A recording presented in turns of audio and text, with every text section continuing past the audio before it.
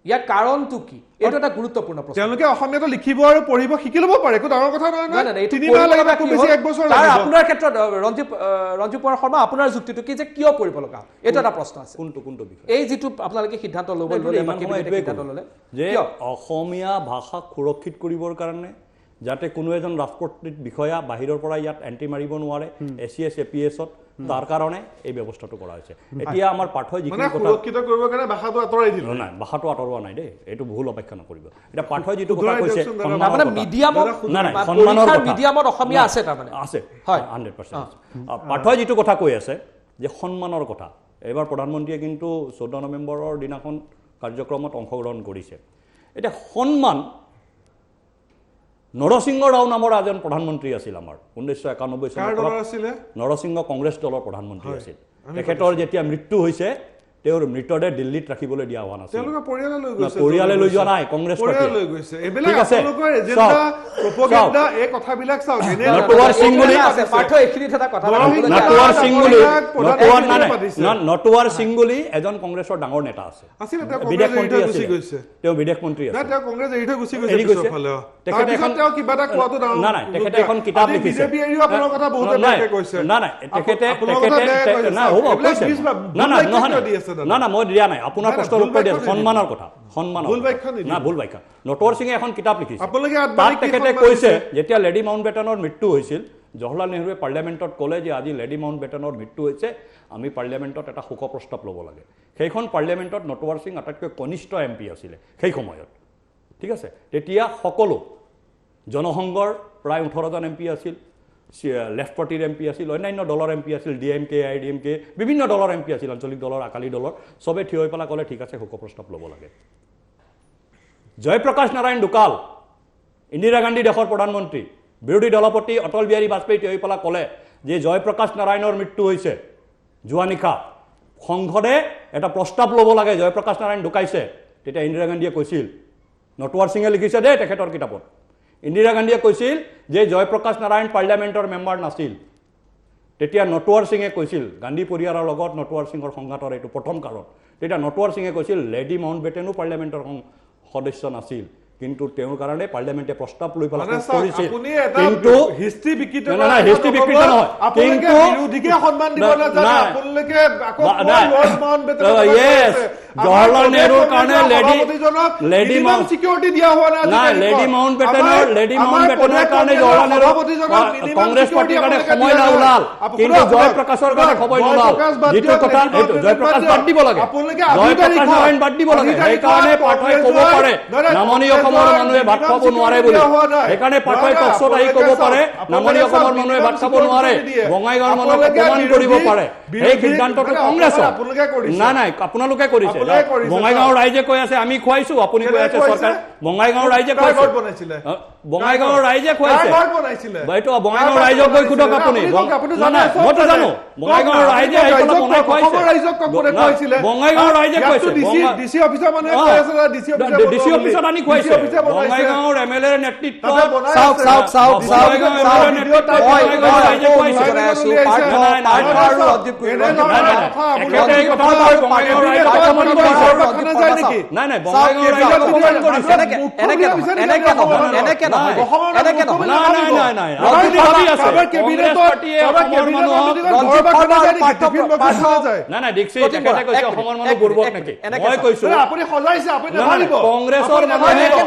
কংগ্ৰেছৰ মানুহে এবাৰ চৰকাৰ কৰি ইমান ক্ষমতা মূৰত নুঠাব নাই নাই ইমান মূৰত ধৰিছে আপোনালোকৰ ক্ষমতা এনেকে নহয় হাঁহি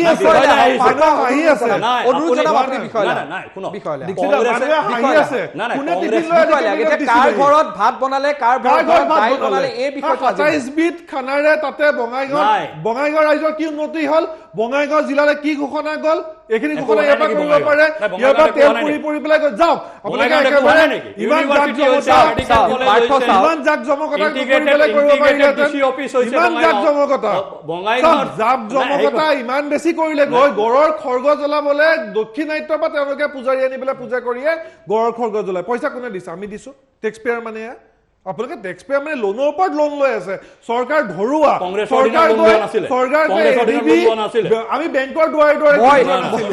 বেংকৰ দুৱাৰে দুৱাৰে ঘূৰি ফুৰা নাছিলো আপোনালোকে দৰমহা দিব নোৱাৰি কংগ্ৰেছৰ হাহাকাৰ অৱস্থা হৈছিল। শুনক দৰমহা আমি দিছো আপোনালোকৰ চৰকাৰ দিব পৰা নাছিলে।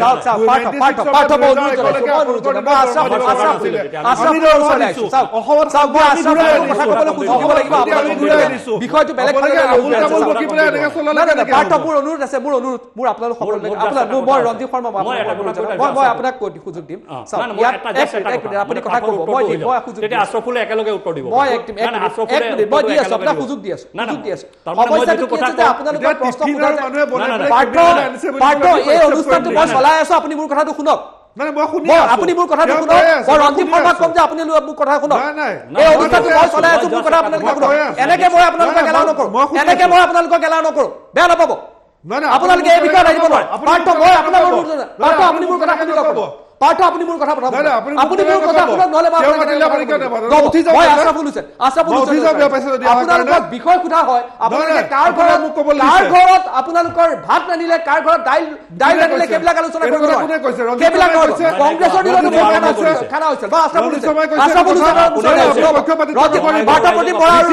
আপুনি পক্ষপাতিত্ব কৰিছে মই কোনো পক্ষপাতিত্ব কৰা নাই আপোনালোকে বিষয়খিনি আশৰাফুল হুছেইন মই ৰঞ্জিত শৰ্মা আৰু পাৰ্থপ্ৰতিম বৰা আপোনালোক দুইজনকে যেতিয়াই সুযোগ দিয়ে যে আপোনালোকে বিষয়বোৰ বেলেগ ফালে লৈছে এই ধৰণে নহ'ব এই ধৰণে আপোনালোকে ক'ব নোৱাৰে আশৰাফুল হুছেইন আপোনাৰ কথা আচলতে আলোচনা খুব ডিৰেইলড হৈ গ'ল হ'ব নালাগিছিল ৰঞ্জিত শৰ্মা দা মই ভাবোঁ যে পঢ়া-পাতি কৰা মানুহ আৰু ইতিহাসৰ ওপৰত গভীৰ অধ্যয়ন আছে তেখেতৰ কিন্তু মাজে মাজে দেখা যায় যে ইতিহাসৰ কথাবিলাক কওঁতে অকণমান পক্ষপাত তুষ্ট হয় নেকি আৰু যাৰ কাৰণে সেই কথাবিলাক টানি আনি অকণমান ঠিক লগা নাই আলোচনাটো দাদা এতিয়া এই মুহূৰ্তৰ আমাৰ আচল কথাটো হৈছে যে অসমীয়া ভাষাটো যদি APSCৰ পৰা আঁতৰাই দিয়া হৈছে আপুনি আকৌ ৰেছপন্স দিবলৈ সুযোগ পাব মই যেতিয়া কম মোৰ পিছত আপুনি ৰেছপন্স দিব পাৰ্থ কোৱাৰ পিছতো আপুনি ৰেছপন্স দিব পাৰিব দুটা ৰেছপন্স সকলোকে কম সুযোগ আজি মই আশৰাফুল হুছেইনক সকলোকে কম সময় দিব লগা আশৰাফুলে কৈ লওক তো মই দেখা পাইছোঁ বা অসমৰ ৰাইজে দেখা পাইছে বিভিন্ন জনগোষ্ঠীয় সংগঠনসমূহেও দেখা পাইছে যে এইটো ঠিক হোৱা নাই আচলতে সৰ্বানন্দ সোণোৱাল ডাঙৰীয়া চৰকাৰৰ সময়ত অসমীয়া ভাষাটোৰ এটা পেপাৰ বাধ্যতামূলক আছিল আৰু সেইটো আজি আঁতৰাই দিয়া হৈছে আঁতৰাই দিয়াৰ কাৰণে এই যে যিটো প্ৰেক্টিকেল যিটো অসুবিধা সেই অসুবিধাটোৰ কথাহে আমি কৈছোঁ যে অসমীয়া মাধ্যমৰ প্ৰতি হেমাহি আহিব এই কথাটো সঁচা এই কথাটো আপোনালোকে স্বীকাৰ কৰিব লাগিব গতিকে আপোনালোকৰ দলে আপোনালোকৰ ৰাষ্ট্ৰীয় স্বয়ংসেৱক সংঘই এই কথাটো পুনশ্চ বিচাৰ বিবেচনা কৰি বা মন্ত্ৰীসভাৰ লগত আলোচনা কৰি মন্ত্ৰীসভাই নিজেও এই সিদ্ধান্তটোক পুনৰবাৰ উনুকিয়াই চাব পাৰে আজি আপুনি যিবিলাক কথা কৈছে সেই কথাবিলাকত সবল যুক্তি নাই আজি আপুনি কৈছে যে অসমীয়া ভাষাক সুৰক্ষিত কৰাৰ কাৰণে এই সিদ্ধান্তটো লৈছে এইটো মুঠেই হ'ব নোৱাৰে সৌ সিদ্ধান্তলৈকে চিএৰ জৰিয়তে অসমীয়া জাতিৰ প্ৰতি অসমীয়া ভাষা সংস্কৃতি কৃষ্টি কলাৰ প্ৰতি যি ধৰণৰ ভাবুকি আহিছে এই কথাটো অস্বীকাৰ্য নহয় এই ইয়াৰ ফলত কি হৈছে ভগনীয়া মানুহখিনি ইয়াতে আহি সুযোগ জাগা লৈছে জাগা লৈ তেওঁলোকে নিজৰ ভাষাটোত কথা ক'বই কাৰণ অসমীয়া জাতিৰতো লাভ হোৱা নাই অসমীয়া জাতিৰ লোকচান হৈছে আপোনালোকে বেলেগ এংগুলৰ পৰা যদি কথাখিনি কয় সেইখিনি আমি আলোচনা কৰোঁ নকৰোঁ সেইটো পিছৰ কথা এতিয়া এইবাৰৰ কেবিনেটৰ সিদ্ধান্ত আমি ভাল পোৱা নাই অসমীয়া জনগণে ভাল পোৱা নাই আৰু অসমীয়া জনগণৰ আৱেগ আৰু অনুভূতিৰ বিপক্ষে আৰু একেটা সময়তে কৈছোঁ যে চহা জনগণে লৈ অহা সেই আবেদনখন পঢ়িবলৈ ৰাজপত্ৰিক বিষয়াজনক এজন অনুবাদকৰ প্ৰয়োজন হ'ব গতিকে এইটো হ'ব নালাগে আৰু এইটো হ'লে অনাগত সময়ত অসমীয়া মাধ্যমত যিসকলে লিখা পঢ়া কৰে আনকি ইংৰাজী মাধ্যমত লিখা পঢ়া কৰিও অসমীয়া এটা ছাবজেক্ট এটা মোৰ এটা হেৰি এটা আছে মই যিমান দূৰ জানিছোঁ বা মই যিমান দূৰ বুজিছোঁ যদি মোৰ ভুল হোৱা নাই যেটো মিডিয়াম অফ ইনস্ট্ৰাকশন আছে সেইটো সলনি কৰা মানে তাত অসমীয়াও আছে ইংৰাজীও আছে পেপাৰটোৰ কথা কৈছো পেপাৰটো কম্পালসৰি আছে এনেকুৱা নহয় যে এতিয়া আপুনি medium of instruction Asomiya APSC ত বেলেগ ভাষাত দিব লাগিব এইটো নহয় অসমীয়াত আছে সেইটো আপুনি দিব সেইটো নহয় চাওক এতিয়া মই কোন এতিয়া অসমীয়া নজনা মানুহ এজনৰ পৰীক্ষা দিব পাৰিব বুজিছেনে আপুনি ইংৰাজীত দিব অসমীয়া নজনা মানুহ এজনৰ হেতুই আমাৰ প্ৰবলেম তো এতিয়া চাওক অসমীয়া নজনা মানুহ এজনক অসমত কৰিব যিটো সিস্টেম আছে আপুনি তামিলনাডু আৰু কেৰালাতো দিব পাৰে কোনবা এজন যিকোনো এজন মানুহে এপ্লাই কৰিব পাৰে তাৰ কাৰণে আপুনি ইংৰাজীত দিব পাৰে তাৰ লোকেল ল্যাঙ্গুৱেজটোক বাদ দি না না আমাৰ কথাটো অসমীয়া আছে তাৰ মানে কি হৈছে medium of instruction medium of মানে এক্সামিনেশন চেঞ্জ হোৱা নাই পেপাৰ চেঞ্জ হয় পেপাৰ অপচনেল হৈছে এজন অসমীয়া মাধ্যমৰ পৰা ছাত্ৰই অসমীয়া ভাষাতে APSC ত উত্তৰ লিখিব পাৰিব তেওঁ ইংৰাজী বা অন্য ভাষাত এজন বড়ো ল'ৰাই বড়ো ভাষাতে উত্তৰ লিখিব পাৰিব কিন্তু বড়ো আমাৰ খিলঞ্জীয়া ভাষা সংবিধান স্বীকৃত ভাষা গতিকে সেই আগতে নাছিলে বড়ো ভাষাত লিখিব পৰা অপশ্যন নাছিলে এতিয়া সেই অপশ্যনটো এজন বড়ো ছাত্ৰই পাব এজন মিচিং ছাত্ৰই পাব এজন ডিমাচা ছাত্ৰই পাব এজন কাৰ্বি ছাত্ৰই পাব আগতে আমি আদৰণি জনাইছো হেতু একেটা সময়তে পাব এতিয়া কথা হল যে যেটো ল্যাঙ্গুৱেজ পেপাৰ আছিল ল্যাঙ্গুৱেজ পেপাৰটো উঠাই দিছে হয় এজন কৈ আছো কোনে কৈছে ল্যাঙ্গুৱেজ পেপাৰ আমি হেতে কৈছো অসমীয়া লিখিবলৈ অসমীয়া ভাষা জ্ঞান লিখিব পাৰিব আজি অসমীয়া লিখা কথা কোৱা নাই পেপাৰখন কিয় উঠাই দিলে এটা সুধিছো পেপাৰখন কিয় উঠাই দিলে যে আৰএসএসে অসমীয়া ভাষাৰ কাৰণে পেপাৰখন কিয় চলে এটো সুধি আছে আপোনালোকক আছাপুল অসমীয়া আহ্বান জনাইছে আৰএসএসে অসমীয়া ভাষাৰ কাৰণে কাম কৰিব লাগে 1979 চনত সৰু অসম ছাত্ৰ সন্থাই অসম আন্দোলন আৰম্ভ কৰিলে আৰএসএ শংকৰদেৱ শিশু নিকেতন এনে মই ক'ব পাৰিম নেকি বাৰু শংকৰদেৱ শিশু নিকেতন আৰম্ভ কৰিছে অসমৰ ঠিক আছে মই আহি আছো বিদ্যালয়সমূহৰ ভিতৰত মই পাঠক মই আপোনাক শিশু নিকেতন হয় প্ৰায় 1000 স্কুল আছে গতিকে অসমীয়া ভাষা বৃদ্ধিৰ কাৰণে ৰাষ্ট্ৰীয় স্বয়ংসেৱক সংঘৰ বিচাৰ সংগঠন বিদ্যাভাৰতীয়ে অসমত 1000খন শংকৰদেৱ শিশু নিকেতন পৰিচালনা কৰে আৰু আজি তাৰিখত যদি গুৱাহাটী বিশ্ববিদ্যালয়ত আপুনি চেক কৰে বা ডিব্ৰুগড় বিশ্ববিদ্যালয় চেক কৰে বা তেজপুৰ চেণ্ট্ৰেল ইউনিভাৰ্চিটিত চেক কৰে মেজৰিটি ষ্টুডেণ্ট শংকৰদেৱ শিশু নিকেতনৰ পৰা যোগ ঠিক আছে মই পাঠৰ ৰেসপন্স পাঠপ্ৰতি বৰা আপোনাৰ ৰেসপন্স কৈছো ঠিক আছে মই ৰঞ্জিত শৰ্মা মই ৰেসপন্স কৰিছো সময় কম আছে ইনষ্ট্ৰাকচন চেঞ্জ হোৱা নাই পেপাৰ চেঞ্জ ঠিক আছে আপোনাৰ কথা মই এটা কথাত মই ৰিএকচন লৈ লৈছো পাঠপ্ৰতি বৰা আপোনাৰ বিভিন্ন জায়গাত তামিলে হওক তেলেগুৱে হওক মলয়ালমে হওক প্ৰত্যেক জায়গাতে নিজৰ ভাষাটোক প্ৰিজাৰ্ভ এণ্ড প্ৰটেক্ট কৰে আমাৰ চৰকাৰখনৰ এইটো দায়িত্ব নিজৰ ভাষাটোক প্ৰিজাৰ্ভ এণ্ড প্ৰটেক্ট কৰা গতিকে ভাষাটোৰ যিখন পেপাৰ আছিল এইখন নোহোৱা কৰি দিয়াৰ ফলত মানুহে যে অসমীয়া লিখিব পাৰে অসমীয়াত যে কথা ক'লেই নহ'ব ন তেনেকৈ কি কৈছে অকল কথা ক'ব লাগে কথা ক'লে নহ'ব তেওঁ পঢ়িব পাৰিব লাগিব লিখিব পাৰিব লাগিব এই ভাষাটোৰ যে জ্ঞান আছে সেই জ্ঞানটোৰ কথাটো ক'ত যাব সেই কথাটোতো তাত পৰীক্ষা হ'লেহে গম পাব তেওঁ ভাষাৰ জ্ঞান নথকা মানুহ এজন যোনে অকল ইংলিছতে পঢ়ি আহিছে অসমীয়া ল'ৰা এজন আজি ইংলিছত পঢ়ি আহিছে বাহিৰত পঢ়ি আহিছে বা গুৱাহাটীতে পঢ়িছে অসমীয়া ভাষা পঢ়িব নাজানে লিখিব নাজানে তেনেকুৱা মানুহ এজনকতো আমি চাকৰি দিব নোৱাৰোঁ গতিকে সেই কথাটোৱে চবেই কৈ আছে আপোনাৰ যিটো কথা কৈ আছে মিডিয়াম অফ লেংগুৱেজ যিটো লিখিব সেইটো কথা কোনো কোৱা নাই কিয় নাইকিয়া কৰি দিয়া হ'ল চিম্পল প্ৰশ্ন এটা সেইটো সুধিছে অসমীয়া ভাষা ক'ব জনাটো মোৰ কমপ্লিট হোৱা নাই সেইটো কোৱা নাই আৰু দ্বিতীয়তে এটা মোৰ খুব অপব্যাখ্যা দিয়া হৈছে মই কৈছিলোঁ 27 বিধ খাদ্যৰে কেনেকৈ কেবিনেট পাতিছে 27 বিধ খাদ্য মই আপোনালোকৰ টাইমেট চেনেলতে দেখা পাইছোঁ বনাই থকা মানুহে কৈ আছে 27 বিধ খাদ্য কেলকাতা ক'ৰবাৰ পৰা তেতিয়া ৰঞ্জিত দাই কৈছে তাৰ লোকেল মানুহে খুৱাইছে মই কৈছোঁ কেবিনেটৰ খানা লোকেল মানুহে নাজানে সেইটো মিনিমাম জ্ঞান আমাৰো আছে সেইখিনি তাৰ লোকেলৰ মানুহে টিফিনত লৈ নাই মই সেইটোৱে কথা কৈছোঁ ইয়াত মই ভুল কথা কোনো ধৰণৰ কোৱা নাই গতিকে কথাটো হৈছে আমি ইয়াত ভাষাৰ কথা পাতি আছোঁ আৰু ভাষাটো কেনেকৈনো প্ৰটেক্ট কৰিম এইটো চৰকাৰৰ দায়িত্ব আমাৰ প্ৰত্যেকজনৰ দায়িত্ব মই যে কৈ আছোঁ এইটো অসমীয়া ভাষা কৈ আছোঁ মই ইয়াত ইংলিছৰ কথা চিন্তা কৰিলে নহ'ব মই ফাৰ্চী কথা চিন্তা কৰিলে নহ'ব স্পেনিছৰ কথা চিন্তা কৰিলে নহ'ব মই মোৰ ভাষাটোৰ কথা যদি মই চিন্তা নকৰোঁ আজিলৈ কোনে চিন্তা কৰিব ৰঞ্জিত শৰ্মা সেইটোৱে প্ৰশ্ন কৰি আছোঁ সেইটো কথা সুধি আছোঁ ৰঞ্জিত শৰ্মা আপোনাৰ এজন ছাত্ৰই বুৰঞ্জীৰ পেপাৰ বা ফিজিক্সৰ পেপাৰ বা অন্য কিবা এটা পেপাৰ বা জিঅ'গ্ৰাফিৰ পেপাৰ অসমীয়া ভাষাত উত্তৰ লিখিছে বুৰঞ্জীৰ উত্তৰ ইংলিছত যদি লিখে নাই তেওঁ অসমীয়া ভাষাত যদি ইংলিছত লিখে তেতিয়া সিহঁতে অসমীয়া লিখিবই নাজানে তাৰমানে নাই অসমীয়া ভাষাত উত্তৰ লিখিছে সি অসমীয়া নাজানাকৈ লিখিব নেকি নাই ইংলিছতো এটা অপশ্যন আছে লিখা যদি ইংলিছত লিখে তেতিয়া মানে অসমীয়া লিখিব নাজানিব পাৰে অসমীয়া নাজানিব পাৰে অসমীয়া নাজানে অসমীয়া শিকি ৰাখে চালে বেৰে কোবোৱা কথা কয় তেওঁ অকল চালে বেৰে কোবোৱা কথা কয় আপুনি চালে বেৰে চৰকাৰ এৰি দিয়ক আমি চৰকাৰ চলাওঁ এৰি দিয়ক চৰকাৰখন এৰি দিয়ক চৰকাৰখন এৰি দিয়ক আমি চলাই দিওঁ চৰকাৰখন পাৰা নাই যদি এৰি দিয়ক পাৰা নাই যদি এৰি দিয়ক আপোনালোকে আমি চলাই দিওঁ পাৰা নাই যদি এৰি দিয়ক পাৰা নাই যদি এৰি দিয়ক পাৰা নাই যদি এৰি দিয়ক না চৰকাৰ চলাবলৈ তেনেকে কি কথা কৈ আছে মই কৈ আছো এটা বেলেগ কথা আপুনি কৈ আছে বেলেগ কথা আপুনি কিবা গণতন্ত্ৰৰ কথা কয় গণতন্ত্ৰৰ কথা কয় হা আপুনি ঘূৰাই নলয় কিয় আপোনালোকে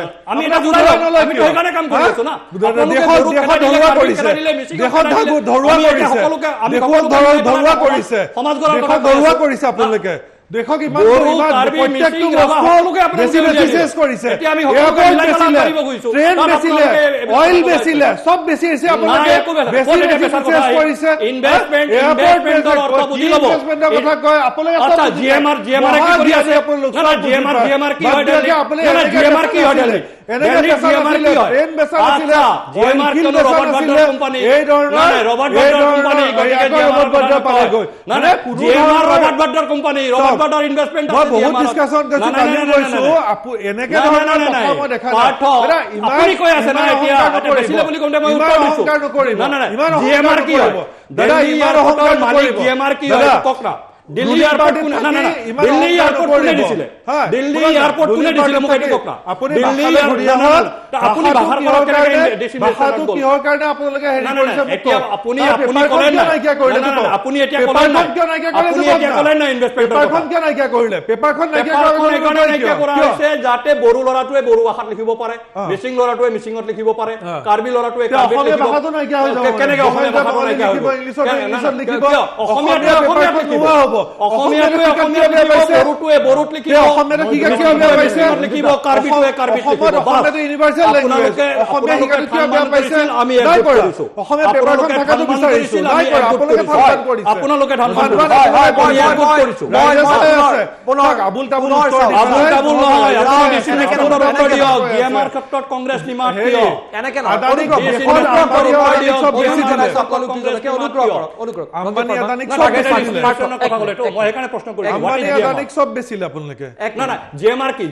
আম্বানী আদানিক না না জিএমআৰ কি এইটো কোম্পানী হয় না না জিএমআৰ কি কোম্পানী না জিএমআৰ দিলে গাত নালাগে সব বেচিছে না GMR Delhi airport Bombay airport ললে আপোনাৰ গাত নালাগে না না GMR Delhi airport Bombay airport আপোনাৰ গাত নালাগে পেপাৰ মিল বেচা নাছিল হ্যাঁ পেপাৰ মিল বেচা নাছিল মানুহ আত্মহত্যা কৰাইছিল আপোনালোকে আমি পাতা পেপাৰ মিল আত্মহত্যা কৰাইছিল পেপাৰ মিল আমি পাতা পট্টুত পেপাৰ বড়োলে মিল তলা মাৰি দিলে আমি পাতা পেপাৰ মিল পৰা পইচা ললে পট্টুত বড়োলে এখন ধ্বংস কৰিলে পট্টুত বড়োলে ধ্বংস কৰিছে যুক্তি নোহোৱা পট্টুত বড়োলে আত্মহত্যা কৰিবলৈ বাধ্য কৰালে পট্টুত বড়োলে আত্মহত্যা কৰিবলৈ বাধ্য কৰালে পট্টুত বড়োলে আত্মহত্যাৰ কাৰণে জগৰীয়া আপুনি যিখিনি কথা কৈ আছে এনেকা দুখ দি নাম লৈ না না না মই নাম লৈ কৈছো ইন্ডাষ্ট্ৰি মিনিষ্টাৰ আছে নোৱাৰে আপুনি কথা ক'ব পাৰো পট্টুত বড়োলে আছে আপুনি গাঁৱলৈ কথা কৈ আছে আপুনি পট্টুত বড়োলে ৰেসপন্সিবিলিটিৰ কাৰণে মই পাৰ্সোনেল এটেক কৰিছে আপুনি নাই কিয় নাই আপুনি পাৰ্সোনেল এটেক কৰিছে অসমৰ কাগজ কল আপোনাৰ অভদ্ৰামী নাই নাই আপুনি অভদ্ৰামী কৰি আছে আপোনাৰ অভদ্ৰামী কি আছে অনুগ্ৰহ কৰিছো অনুগ্ৰহ এই আপুনি অভদ্ৰামী কৰি আছে প্লিজ এনেকুৱা ধৰণৰ শব্দ ব্যৱহাৰ নকৰিব অভদ্ৰামী এই শব্দবোৰ ব্যৱহাৰ নকৰিব আপোনালোকে ভদ্ৰতাই ৰাখক নাই মই চাওক দীক্ষিত এখেতক যেতিয়া মই ভাষাৰ কথা কৈ আছিলো এখেতে হঠাৎ বেছি ইনভেষ্টমেণ্ট বিক্ৰী কৰি দিলে মই ক'লো জিএমআৰ কি এতিয়া কাগজ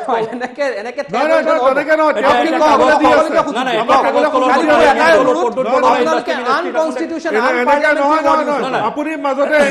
মুখ ৰখাই তেওঁক নৰখাই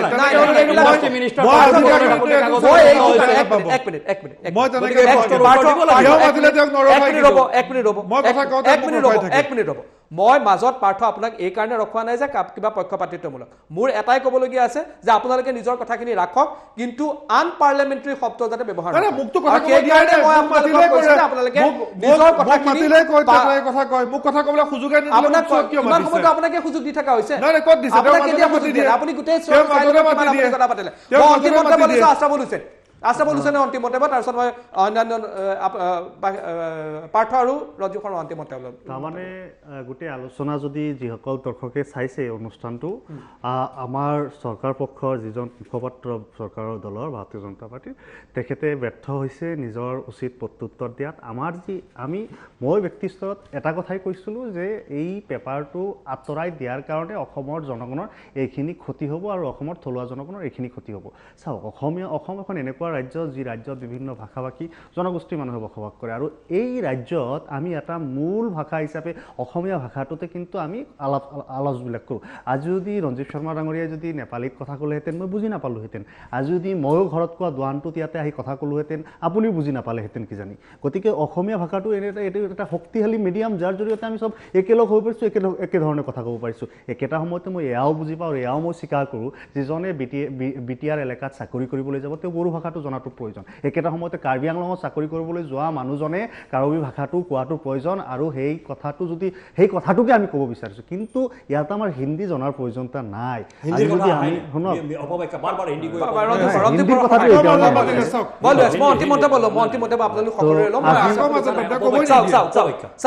মই আশৰাফুল হুছেইনকো মই সুযোগ দিব লাগিব সেই গতিকে আপোনালোকে মাজত কথা নকব মই আশৰাফুল হুছেইন মই আপোনালোকে কোনেও কথা কওঁতে একো কোৱা নাই আজি সঁচা অৰ্থত এইটো ফেক্ট যে যিসকল ল'ৰা ছোৱালী অসমীয়া মাধ্যমত নপঢ়ে, সৰুৰে পৰা বাহিৰত পঢ়ে বা ইংৰাজী মাধ্যমতো পঢ়ে, একদম বিলকুল অসমীয়াটো ইগনোৰ কৰি পঢ়ে, তেওঁলোকে এই কম্পেৰিটিভ এক্সামত আহি অসমীয়া পেপাৰখন থকাৰ কাৰণে চাকৰি পাই থকা কাৰণে তেওঁলোকৰ কাৰণে ৰাস্তাটো খোলাচা কৰি দিছে। এইটো হ'ল কথা। আৰু কোনোবাই এনেকুৱা মানুহ পাইছোঁ, আজি মোক এজনক কৈছে যে মোৰ দেউতাই বাহিৰত চাকৰি কৰিছিল, মইতো এইটো চাকৰিৰ কাৰণে হেৰি নহয়, কিন্তু তেওঁ অসমীয়া শিকাত, অসমীয়া যদি সঁচা অৰ্থত মনৰ পৰা অসমীয়া হয়, অসমীয়া শিকোঁতেনো কিমান সময়, অসমীয়াৰ যি পেপাৰ থাকে সেয়া উজু পেপাৰ দিয়া হওক, অন্ততঃ বেছিক আণ্ডাৰষ্টেণ্ডিংখিনিৰ কাৰণে যিখিনি লাগে সেইখিনি, কিন্তু অসমীয়া ভাষাৰ লগত কোনো পধ্যেই আপোচ কৰা নহ'ব। আজি কৈছে যে কোনোবা অমুকৰ হত্যাকাৰী চৰকাৰ, তমুকৰ হত্যাকাৰী চৰকাৰ, মুক্ত হত্যা, গুপ্ত হত্যা, কিবা কিবি হত্যা, এইবিলাক চলিয়ে আছে, চলিয়ে থাকিব। কিন্তু কেবিনেটত কৈছে যে অসম আন্দোলন কৰা নেতা আছে, অসম আন্দোলন কৰা সেই নেতাজন, সেই যাক জাতীয় নায়ক বুলি কোৱা যায়, তেওঁ সকলো সময়তে যে একেই ৰিলিভেণ্ট হৈ থাকিব আৰু একেই স্পিৰিট লৈ কাম কৰি থাকিব, তেনেকুৱা কথা নহয়। সিদিনালৈকে তেওঁ যিটো স্তৰত আছিল, যি পজিশ্যনত আছিল, তেওঁ তাৰে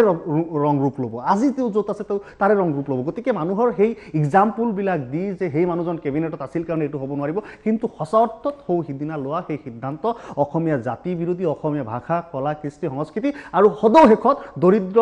অশিক্ষিত, হোজা অসমীয়া জনগণৰ বিৰোধী। হয়, মই পাৰ্থ প্ৰতিম বৰা, আপোনাৰ অন্তিম মন্তব্য।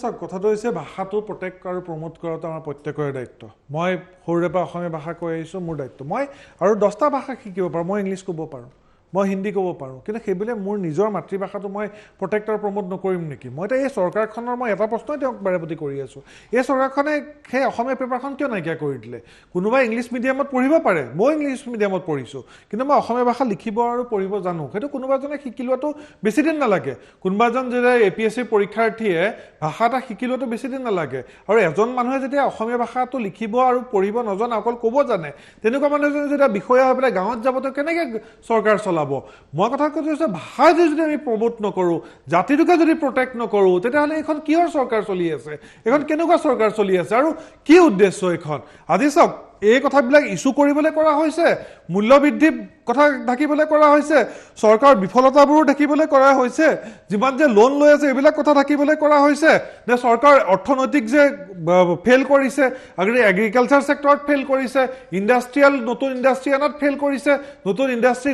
গঢ়ি লোৱাত কিমানজন অসমীয়া মানুহে আজি দেশত ইণ্ডাষ্ট্ৰি কৰিছে যোৱা 6টা বছৰত, কিমানজন কৃষক আজি তাৰিখত ধনী হৈছে যোৱা 6টা বছৰত। গতিকে তেওঁলোকে এই কামবিলাক কৰিবলৈ ক'ব, ছাষ্টেইনেবল ডেভেলপমেণ্টৰ নামত তেওঁলোকে কি কৰিছে? আজি অৰ্থনৈতিক বিকাশৰ নামত কি কৰিছে তেওঁলোকে? আজি 1000 টকাটো দিলে আৰু কিমান দিন সেই 1000 টকা তেওঁলোকে দি পেলাই ৰাইজ চলিব? চাকৰিৰ নামত তেওঁলোকে চাকৰি দিম বুলি প্ৰলোভন দিছে, কিন্তু 1 লাখ চাকৰি দিলে সমস্যা সমাধান হ'ব জানো? আজি গাঁৱৰ অৰ্থনীতি বিকাশৰ ক্ষেত্ৰত কি হৈছে? ক্ষুদ্ৰ উদ্যোগৰ ক্ষেত্ৰত কি হৈছে? এই কথাবোৰ ক'ৰবাত ঢাকিবলৈ, গাপ দিবলৈ এনেকুৱা ধৰণৰ কথা চমক সৃষ্টি কৰিবলৈ কৰা হৈছে। ৰঞ্জিত কুমাৰ শৰ্মা, আপোনাৰ ৰেছপন্স আৰু অন্তিম মন্তব্য। প্ৰাগ বছমি চিন্থেটিক লিমিটেড, চিপাঝাৰৰ পৰা আৰম্ভ কৰি ৰঙিয়াৰ এপল ফেব্ৰিক্স, জাগিৰোডৰ কাগজ কল, নামনি অসমৰ এই আপোনাৰ টিহুত থকা সূতা কল ইত্যাদিকে ধৰি state fed, Assam government construction company ইত্যাদিকে ধৰি যিমান উদ্যোগ বা প্ৰতিষ্ঠান তৰুণ গগৈ চৰকাৰৰ দিনত বন্ধ কৰা হ'ল, তাৰ বাবে মই প্ৰথমতে তৰুণ গগৈ চৰকাৰক উদ্যোগ বিৰোধী চৰকাৰ বুলি মন্তব্য কৰিছোঁ, মোৰ প্ৰথম কথা।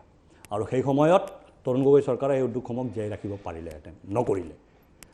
দ্বিতীয় কথা, এই যিটো আইন, যিটো কেবিনেটৰ যিটো সিদ্ধান্ত, সেই সিদ্ধান্তক বিৰোধী দলৰ হাতত এতিয়া ইছ্যু নাই। মূল্যবৃদ্ধিৰ কথা কৈ আছে, আমিতো আহ্বান জনাইছোঁ, অনুৰোধ কৰিছোঁ যে মূল্যবৃদ্ধি সম্পৰ্কত মই একদম কাটৰ অনুৰোধ জনাইছোঁ অসমৰ বিৰোধীক, মূল্যবৃদ্ধি সম্পৰ্কত আপোনালোকে অসমৰ জনগণক সজাগ কৰক। এটা সুযোগ পাইছিলে, মূল্যবৃদ্ধিৰ বিৰুদ্ধে ৰাইজে ভোটদান কৰিব বুলি কংগ্ৰেছৰ সভাপতিয়ে কৈছিলে উপনিৰ্বাচনত, ৰাইজে ভোটদান নকৰিলে। আপোনালোকে মূল্যবৃদ্ধি দিছোঁ, ৰাইজৰ ওচৰত লৈ যাব নোৱাৰিলে বুলি মই কৈছোঁ। আপোনালোকে লৈ যাওক ৰাইজৰ ওচৰলৈ মূল্যবৃদ্ধি দিছোঁ। মূল্যবৃদ্ধিৰ ওপৰত সামাজিক চৰ্চা হ'ব লাগে, ৰাজহুৱা স্থানত চৰ্চা হ'ব লাগে, ৰাজহুৱাভাৱে আমি চৰ্চা কৰিবলৈ সাজু আছোঁ। আৰু স্বয়ং আমাৰ মুখ্যমন্ত্ৰীয়ে ৰাজহুৱা মঞ্চত থিয় হৈ পেলাই কৈছে যে মূল্যবৃদ্ধি হৈছে, তাক নিয়ন্ত্ৰণৰ কাৰণে আমি সকলো ব্যৱস্থা লৈ আছোঁ। এতিয়া মূল্যবৃদ্ধি আজি এগ্ৰিকালচাৰ ছেক্টৰত বস্তুৰ দাম বাঢ়িছে, শাক পাচলিৰ পৰা আৰম্ভ কৰি সকলোতে, কিয়নো আমি প্ৰডাকশ্যন নকৰোঁ, আমি কনজিউম কৰোঁ। আমাৰ আলু পিঁয়াজৰ পৰা আৰম্ভ কৰি মাছ কণীৰ পৰা আৰম্ভ কৰি চব বাহিৰৰ পৰা আহে। 70 বছৰত প্ৰডাকশ্যনৰ কাৰণে একো ব্যৱস্থাই কৰা নহ'ল, এতিয়া লাহে লাহে সেই ব্যৱস্থাবিলাক কৰা হৈছে, গৰু খুঁটিত আৰম্ভ হৈছে। গতিকে মানে ক'ব লাগে কাৰণে চব কথা ক'ব নালাগে। এতিয়া চৰকাৰে কেবিনেটত যিটো সিদ্ধান্ত লৈছে, সেই সিদ্ধান্ত অসমীয়া ভাষা, বৃহত্তৰ অসমীয়া জাতি গঠন প্ৰক্ৰিয়াক ত্বৰান্বিত কৰিবৰ কাৰণে সিদ্ধান্ত লৈছে। অসমীয়া ভাষী বুলি আমি যাক কওঁ, বৰা শইকীয়া, হাজৰিকা, বৰঠাকুৰ, কলিতা, তেওঁলোকে অসমীয়াত ক'ব, ৰাভা ৰংকি বসুমতাৰীয়ে নিজৰ ভাষাত ক'ব। গতিকে সেই ৰাভা ৰম্পী বসুমতাৰীক সন্মান জনায়, বৰা শইকীয়া হাজৰিকা কলিতাক সন্মান জনায়, প্ৰত্যেকটো জাতি জনগোষ্ঠীক সন্মান জনায় এই কামটো কৰা হৈছে। মুখ্যমন্ত্ৰী ডক্টৰ হিমন্ত বিশ্ব শৰ্মাই নিজেই স্পষ্ট কৰিছে, আজি অসমৰ জনগণে তাক আদৰণি জনাইছে। গতিকে এই গোটেই বিষয়টোক লৈ পেলা মই বিৰোধী পক্ষক অনুৰোধ জনাইছোঁ যাতে তেওঁলোকে মানুহক বিভ্ৰান্ত কৰাৰ চেষ্টা নকৰে। হয়, আজি ইছ্যু আছে, মূল্যবৃদ্ধি ইছ্যু আছে, বিৰোধী পক্ষ মূল্যবৃদ্ধি ইছ্যুটো ৰাজহুৱাভাৱে তাক থিয় কৰক, মই তাৰ অংশগ্ৰহণ কৰিবলৈ মই সাজু। এই যি APSCৰ সিদ্ধান্ত গ্ৰহণ কৰিলে সি কিমান সুদূৰ পৰা কি হ'ব বা ইয়াত কি প্ৰভাৱ পৰিব এয়া নিশ্চিতভাৱে লক্ষণীয় হ'ব। অভিযোগ প্ৰতি অভিযোগ সম্পূৰ্ণভাৱে চলি আছে, ৰাজনৈতিক দল সংগঠনৰ পৰা আৰম্ভ কৰি অৰাজনৈতিক দল সংগঠনেও ইয়াক লৈ নিজৰ প্ৰশ্ন উত্থাপন কৰি আছে। কিন্তু চৰকাৰৰ বা শাসকীয় পক্ষৰ যুক্তি বেলেগ, কি যুক্তি বা শাসকীয় পক্ষৰ যুক্তি কিমান ফলপ্ৰসূ হ'ব বা তেওঁলোকে কৈ থকা যুক্তিখিনিয়েই যে আচল সেয়া হয় নে নহয়, অসমৰ ৰাইজে সিদ্ধান্ত গ্ৰহণ কৰিব নে বিৰোধী শিবিৰে কৈ থকা কথাখিনি বা অৰাজনৈতিক দল সংগঠনে কথা কৈ থকা যি আশংকা ব্যক্ত কৰিছে যে অসমীয়া ভাষা সংস্কৃতিৰ প্ৰতি এটা প্ৰশ্ন চিহ্ন আহিছে, ভাবুকি আহিছে, সেয়া সঁচাব, সেয়া সময়ত গম পোৱা যাব। যদিহে বিজেপিয়ে কোৱা কথাখিনি সঁচা নহয় তাৰ উত্তৰ অসমৰ ৰাইজে দিব, আৰু যদিহে বিৰোধী পক্ষই উত্থাপন কৰা অভিযোগখিনিত সত্যতা আছে তাৰো অসমৰ জনতাই উত্তৰ নিশ্চিতভাৱে দিব। টাইম 8ৰ বিশেষ অনুষ্ঠানৰ পৰা মই দীক্ষিত শৰ্মাই বিদায় লৈছোঁ আৰু ধন্যবাদ জনাইছোঁ মই পাৰ্থপ্ৰতিম বৰা, আপোনাক ধন্যবাদ জনাইছোঁ, পাৰ্থপ্ৰতিম বৰাক ধন্যবাদ জনাইছোঁ, আশৰাফুল হুছেইন আপোনাক ধন্যবাদ জনাইছোঁ, আৰু লগতে ৰঞ্জীৱ কুমাৰ শৰ্মা আপোনালোক তিনিজনকে ধন্যবাদ জনাইছোঁ। আৰু টাইম 8ৰ বিশেষ অনুষ্ঠানৰ পৰা মই দীক্ষিত শৰ্মাই বিদায় লৈছোঁ। ধন্যবাদ, নমস্কাৰ।